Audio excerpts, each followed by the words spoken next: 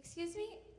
At the point where you're defining K positivity, I just wanted to confirm if I understood. So the identity map goes from a unidimensional Hilbert space to a K-dimensional one? This is K. This is K So, here. the first, that's K, so That's okay. it's in the same dimension then? I don't Right, think so you pick a, K is the dimension, you pick a dimension. We'll find out in the next slide what this means. Okay. Hopefully it will answer your question. If it doesn't, we'll come back. Okay, thank you. Good. So, to answer your question, to check that a map is completely positive, that means positive for all K, so we have to check all Ks. So to check that a map lambda A is completely positive,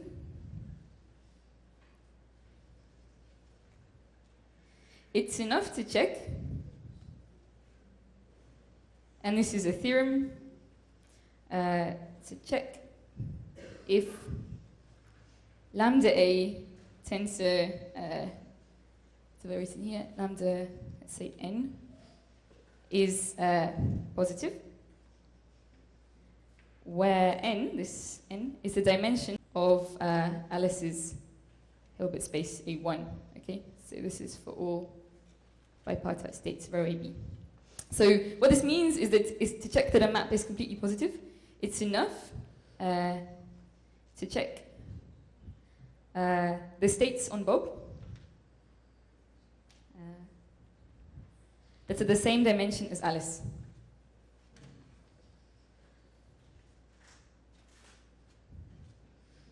Is it for me? Oh.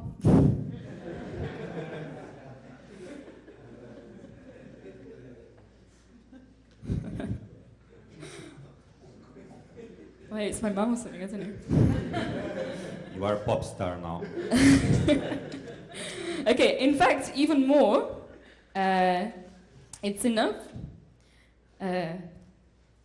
to check the positivity on a single state. So the statement above says, okay, you don't have to check all of the Ks to know that a map is completely positive. You can just check that this lambda A tensor identity n, where n is the dimension of Alice's Hilbert space, check that's positive, but you've got to check that for every single state. That's a lot of states, right? There's another theorem that tells you it's actually enough to check the positivity on a single state, and it's of course the magic state. So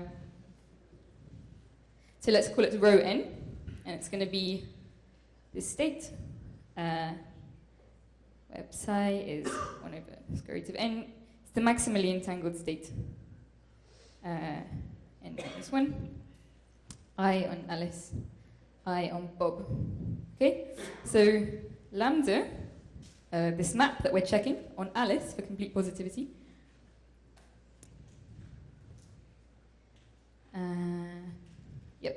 is completely positive if and only if, and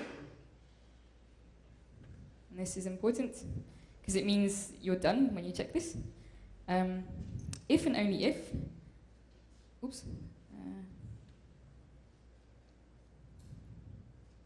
lambda A tensor identity on n, on the state rho n, is positive. So this equals to lambda A tensor the identity on n, on this maximally entangled state, on Alice and Bob, so sum ij, whatever it's in ii, of course, ii.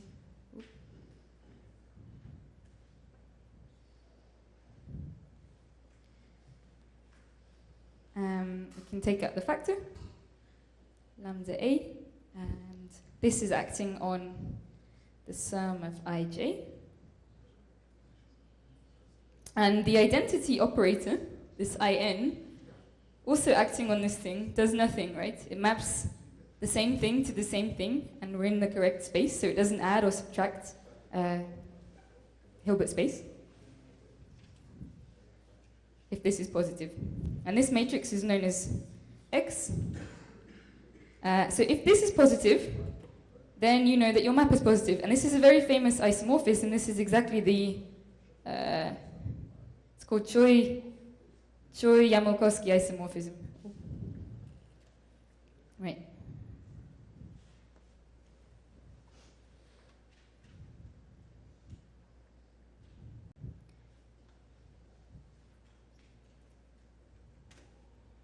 Does that answer your question, the person who asked before? I don't remember. Yes? Not sure if I really understand the. No. So I guess no. I don't think I still didn't really understand the. Why is it mapped from the? Why is it only in the k dimension? Which map? The going back to the previous slide. Mm-hmm. Why is the identity just a linear That's the map definition. from- That's the definition of K positive. Ah, So okay. if you satisfy this condition, then we say you're K positive. And then we ask, how do you satisfy this condition? And you Mhm. say, well, we're satisfying a stronger condition, which is complete positivity. So for all K is 1, 2, 3, whatever, it's enough to check the positivity of this extended map here. Okay? Okay. Great. And okay, so completely positive quantum maps in quantum theory always have a Krauss decomposition. So you've probably seen this before, where some state rho is transformed by these Krauss operators. And these Krauss operators form P over M elements. They're normalized and they're positive. This isn't super important to know, but if a map is completely positive, it has this decomposition. So what are the basic operations in quantum theory? Well, quantum operations can be composed out of 3 building blocks, if you like. So,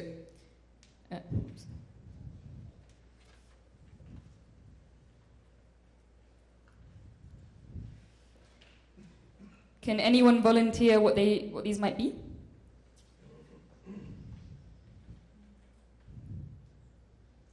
You can guess. And in Portuguese.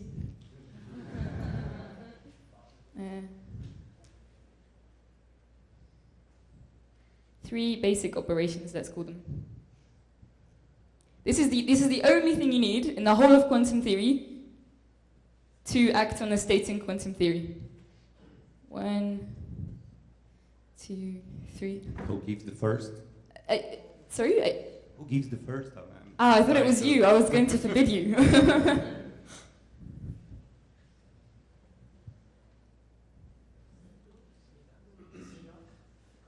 Sorry?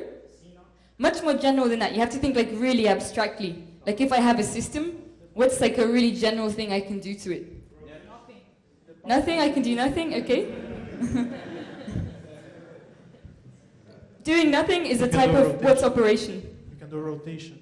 Right? Which is, the general name for rotation is a Unitary? unitary, alright.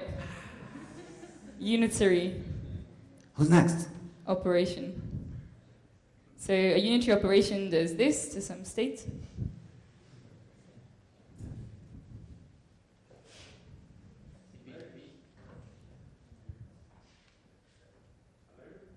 A measurement? Subtle, but no.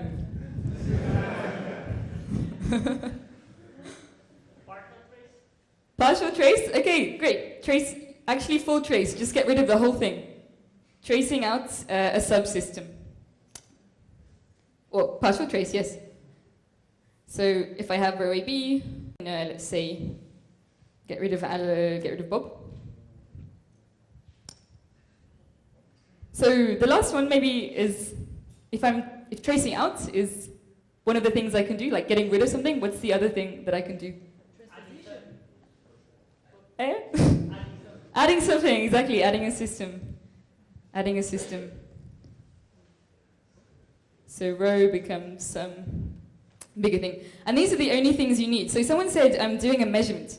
You actually don't need to add in measurements in quantum theory, because with these 3 operations, and with this thing called Stein spring dilation, so let's write it here. Stein spring dilation. Some people call this the church of the larger Hilbert space. Church of the larger Hilbert space. You can effectively do a measurement, right, of the larger Hilbert space. What does this mean? Well, imagine you want to do a measurement. A measurement is just a unitary on a larger space. So if I have some, I don't know, POVM or even a projector, to affect this, I add a system rho, I do a unitary, and then I chuck the system away. And the resulting thing is a measurement. So I didn't need to add measurements in. All right, so some trivial examples then of quantum maps. Examples of quantum maps. Some of which will be useful. So we've had unitary already. Transposition, so rho lambda, let's say rho, is rho transpose. This is transposition. And then maybe something using trace and replace, just throwing everything away, replacing it with the identity, the maximally mixed state. Okay, we were talking about positivity before. A map can be positive, it can be k-positive, it can be completely positive, or something in between.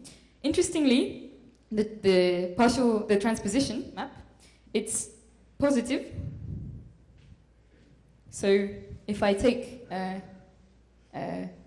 state, I transpose it, I get back something positive. But it's also one positive, but it's not two positive. So not too positive. So it's an example of a map that's not completely positive. Okay?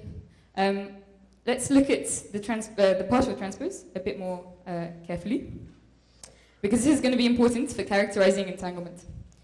Okay, so imagine I have some state, rho AB, and I write it like this.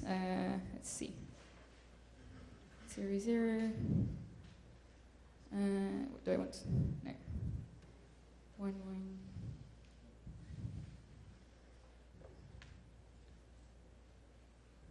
And let's say I want to partially transpose. So that is a new concept now, partial transposition. I must partially transpose with respect to one of the systems. I have to pick Alice or Bob, and I have to partially transpose. What does that mean? That means I swap the elements of Alice, right? So I swap these two things, and so on. So this state under partial transpose of Alice will be, this term remains the same. This term is different. This term is different. And this term is the same. Okay. And in general, the partial transposition, is it a positive or a not positive map? So positive means values remain positive. Not positive means that you may get some negative eigenvalues. In general, doing this, it's not positive.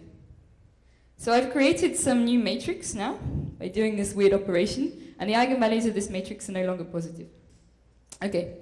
So eigenvalues in general, no longer positive. How do we check? Well, you can check this. So if you take the partially transposed state on Alice and you act it on the singlet state, you'll find it's an eigenstate with a negative eigenvalue. Okay, so if this partially transposed matrix has eigenstates with negative eigenvalues, then it's not positive. So this leads us to a very powerful criteria for characterizing entanglement. So let's think of separable states. Separable states. They can be mixed, doesn't matter. Mixed or pure. The partial transpose with respect to Alice or Bob of a bipartite separable state is always positive under partial transpose. And this is clear from the definition. So if I have some separable state, something on Bob, oops.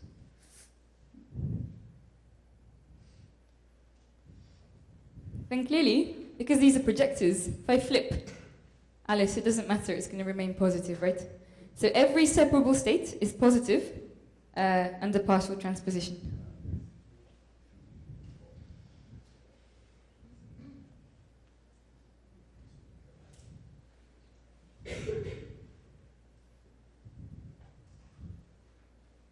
And people in the community abbreviate this to PPT.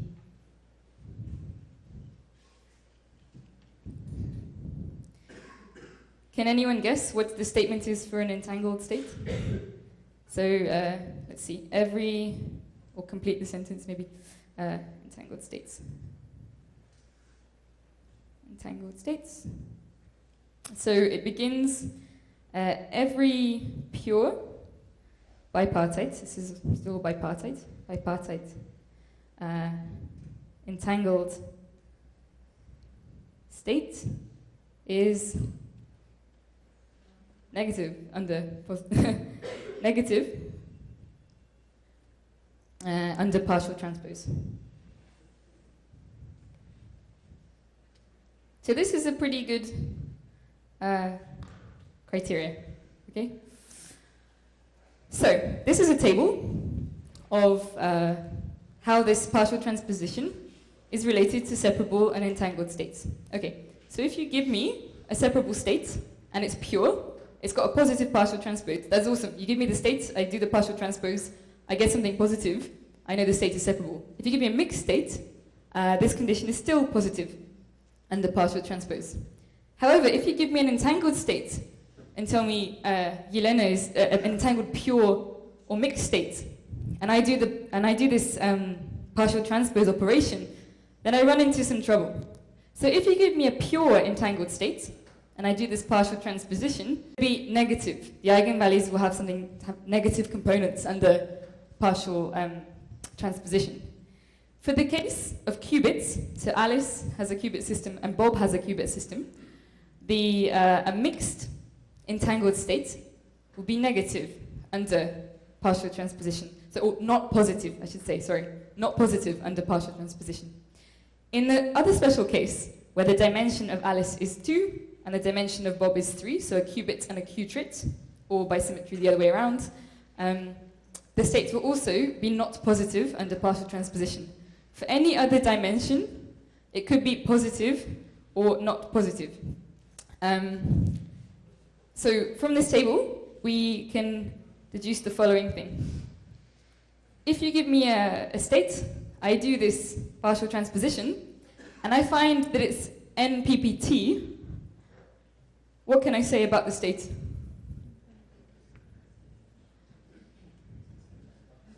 It's got to be entangled, right? Because NPPT only ever occurs in the entangled row. If you give me a state, and I do this partial transposition, and I get something PPT, what can I say about the state? I don't know, I can't say anything. Well, in 2 cases I can. But in general, I don't know. Okay, so this is good. I mean, you may get lucky and give me a state, and I do this thing, and I find it's MPPT, and then I'm like, awesome, it's entangled. But for the majority of states, maybe it's PPT, and then I have no idea. So I have this whole class of uncharacterized entangled states. So one thing that will be important, or an important property of this partial transposition is that PPT is preserved under tensor product.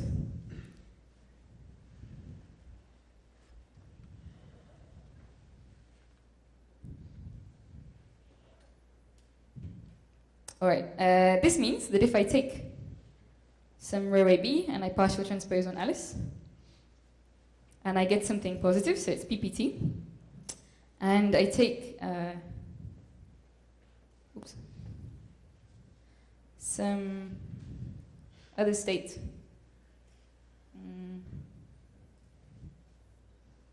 and I find a partial transpose and it's positive again, this implies that the tensor product of these 2 things is also positive.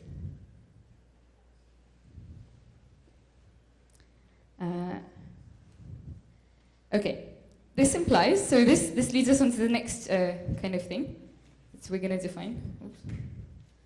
Let's do like this. Wow. This implies, oops,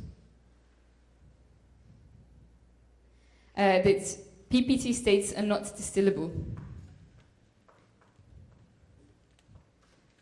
Are not distillable. What is distillable? This is the next question we will answer. Okay, is there any questions up till now? Yeah, okay. Okay, so what is distillability?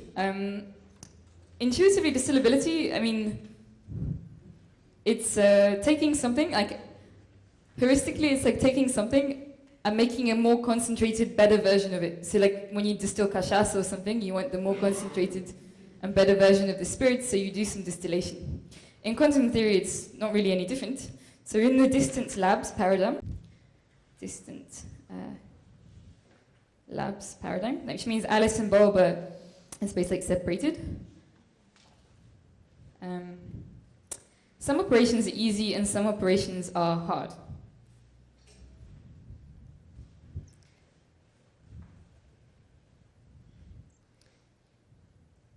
And in this paradigm, there are some free operations and there are some expensive operations. So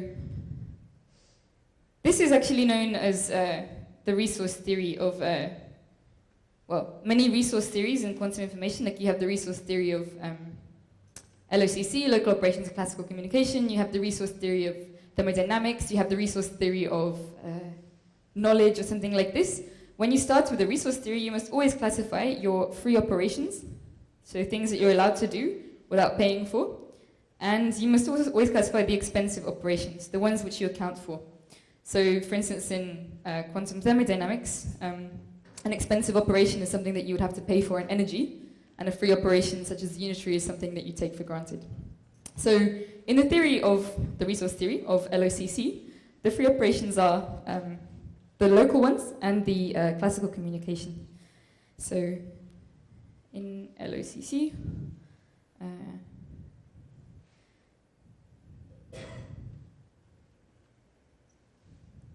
and local means that something, I can decompose some map into something acting on Alice and or something acting exclusively on Bob.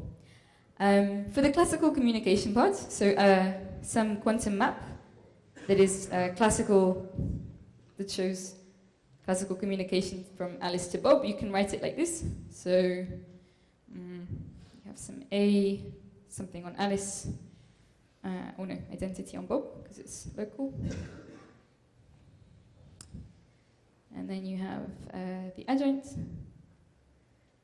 And then you have this thing on B prime. So what is this? So this is classical communication because this is like a register with Bob. So Bob has this register that records Alice's classical outcome, right? This is classical communication. Alice sends some, say, the result of her measurement that records Alice's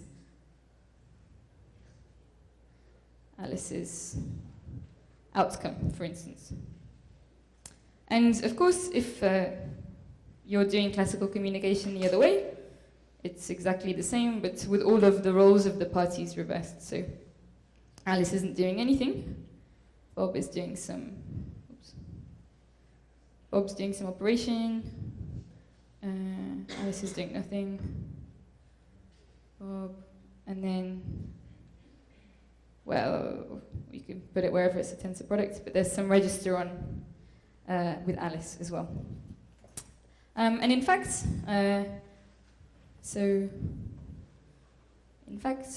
all LACC operations can be written in the form, so you can absorb these registers and all these kinds of things into one giant super LACC map, if you like, acting on Alice and Bob, which looks like this.